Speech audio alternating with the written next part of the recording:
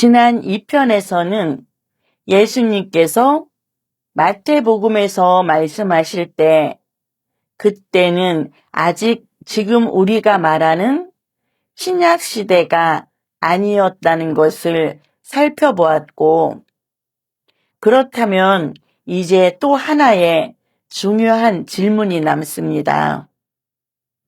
예수님께서 선포하신 하늘의 왕국은 과연 누구에게 먼저 선포된 것이었을까요? 하는 것입니다. 3편에서는 예수님의 지상 사역 대상이 먼저 이스라엘이었다는 사실을 성경을 통해 확인해 보겠습니다. 2편의 질문은 이것이었죠. 예수님께서 이 하늘의 왕국을 누구에게 선포하셨을까요? 많은 사람들은 예수님의 말씀이라면 처음부터 모든 민족을 향한 말씀이라고 생각하기 쉽습니다. 그러나 성경을 자세히 보면 예수님의 지상 사역에는 분명한 대상과 순서가 있었습니다.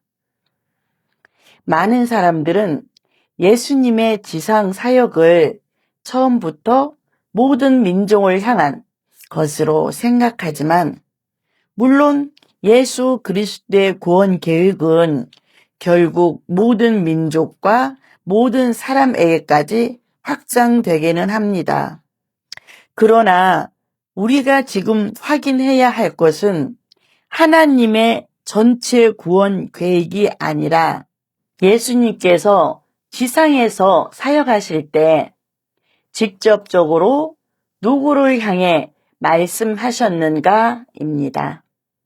이 둘을 구분하지 않으면 마태복음의 흐름을 바르게 이해하기가 어렵습니다.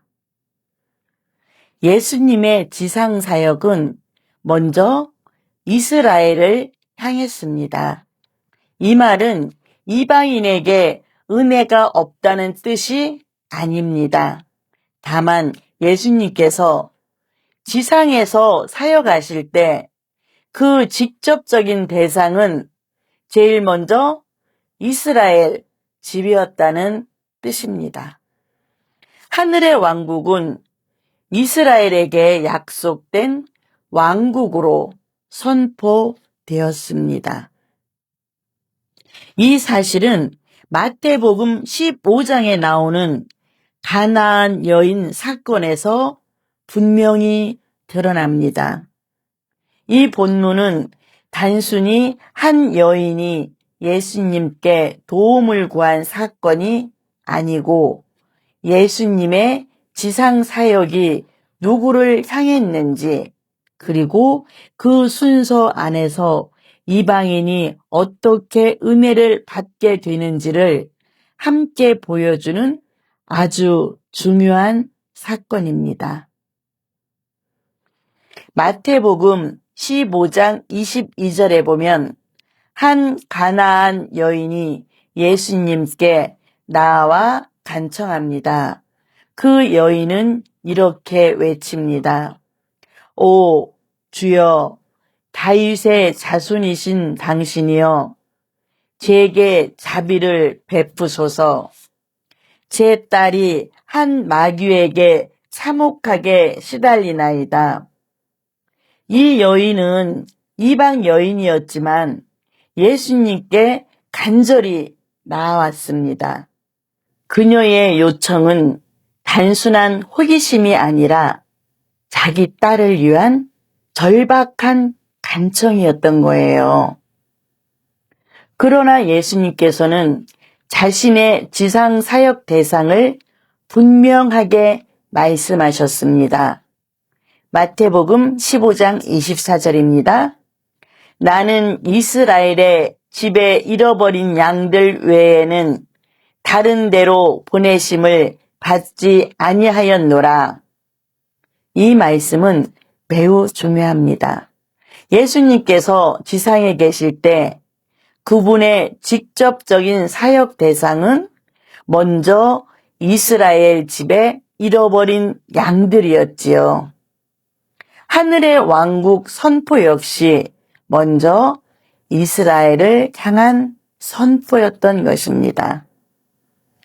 예수님께서는 이어서 순서와 대상을 비유로 말씀하셨습니다.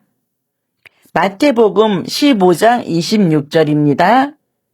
자녀들의 빵을 집어 개들에게 그것을 던져주는 것은 온당하지 아니하리라.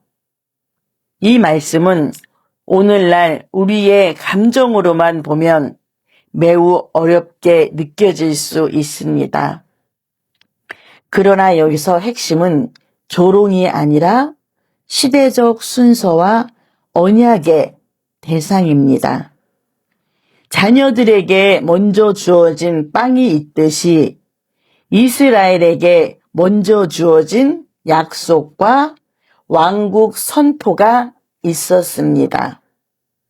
그러나 그 여인은 물러서지 않았습니다. 그녀는 믿음과 겸손으로 대답했습니다. 마태복음 15장 27절입니다. 주여, 사실이니이다. 그럼에도 개들은 자기 주인들의 식탁에서 떨어지는 부스러기들을 먹나이다. 이 대답 속에는 반항이 아니라 믿음이 있었던 거예요. 그녀는 예수님의 말씀을 부정하지 않았고 자신의 위치를 인정하면서도 그분의 은혜를 구했던 것입니다. 이방 여인이 배제된 것이 아니라 믿음으로 은혜를 받는 장면이 여기에서 드러납니다. 예수님께서는 그 여인의 믿음을 인정하셨습니다. 마태복음 15장 28절입니다. 오 여자여, 너희의 믿음이 대단하도다. 네가 원하는 그대로 그것이 너에게 이루어질지어다. 그러자 정확히 그 시각부터 그녀의 딸이 온전하게 되었습니다. 이 장면은 매우 중요합니다. 예수님의 지상 사역은 제일 먼저 이스라엘을 향했지만 이방인에게도 은혜가 완전히 닫힌 것은 아니었다는 것이죠. 순서는 이스라엘 먼저였고 은혜는 믿음으로 이방인에게도 확장되었습니다. 정리하면 예수님의 지상 사역은 먼저 이스라엘을 향한 사역이었습니다. 하늘의 왕국은 이스라엘에게 약속된 왕국으로 선포되었습니다. 하지만 이것이 이방인을 완전히 배제했다는 뜻이 아니고 가나안 여인의 사건에서 보듯이 이방인도 믿음으로 은혜를 받을 수 있었다는 것입니다. 그러므로 핵심은 이것입니다. 예수님의 지상 사역 대상은 먼저 이스라엘이었고 이방인에게는 이후 은혜가 확장되어 나갔다는 사실입니다. 그렇다면 마지막 질문이 남습니다. 하늘의 왕국은 죽어서 가는 곳입니까? 아니면 이 땅에 임하는 왕국입니까? 앞에서 우리는 하늘의 왕국이 단순히 죽어서 가는 천국이 아니라는 것을 보았습니다. 그리고 그 왕국이 먼저 이스라엘에게 선포되었다는 것도 확인했습니다. 다음 편에서는 하늘의 왕국이 하늘에서 땅으로 임하는 왕국이라는 사실을 더 분명히 살펴보겠습니다.